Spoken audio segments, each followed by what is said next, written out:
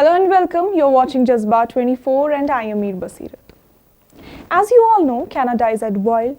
Rising protests are affecting day-to-day life. Prime Minister Justin Trudeau is backlashed. People are calling him totalitarian tyrant, and not the surprising at all, Ottawa police chief resigned. What is the full story? That is what I will bring to you in today's episode of What's Brewing. Anti-vaccine mandate protests erupted across the country on January 27, with portions of Ottawa being shut down.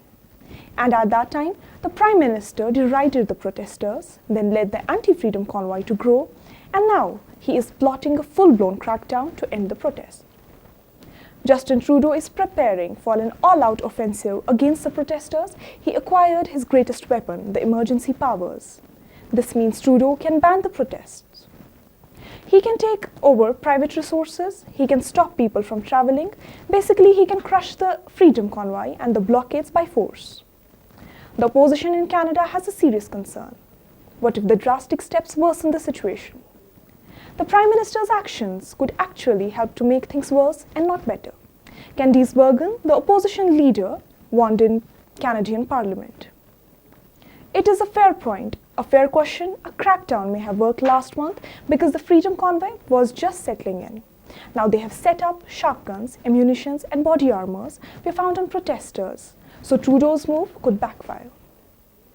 The US and Canada trade commodities worth $511 billion, almost $1.4 billion every day, with 323 million of them being transferred across the Ambassador Bridge, the same bridge that was closed for days by the Freedom Convoy.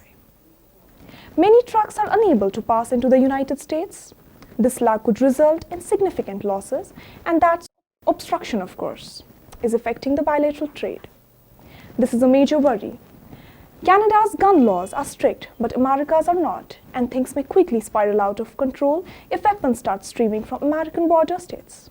Although an emergency may work in these places, what about Ottawa, the capital city, where protesters have taken a different tone? These demonstrators are mostly quiet and innocent, but they are anti-vaxxers. They may not be aggressive, but their demand is unacceptable. First in the line of fire was Ottawa's police chief, Peter Sloly, who resigned. It was not surprising given that Ottawa has been out of his hands since January. It was under the Freedom Convoy's control. Some truckers harassed the residents, they raided food banks, they intimidated people on the streets, and at that time, Prime Minister himself fled from his residence. Holding 5th rank on Democracy Index, Canada held zero talks, imposed the national emergency, froze all the bank accounts. Now the question is, how will Trudeau's emergency play out? We have to wait and see. Thank you and goodbye.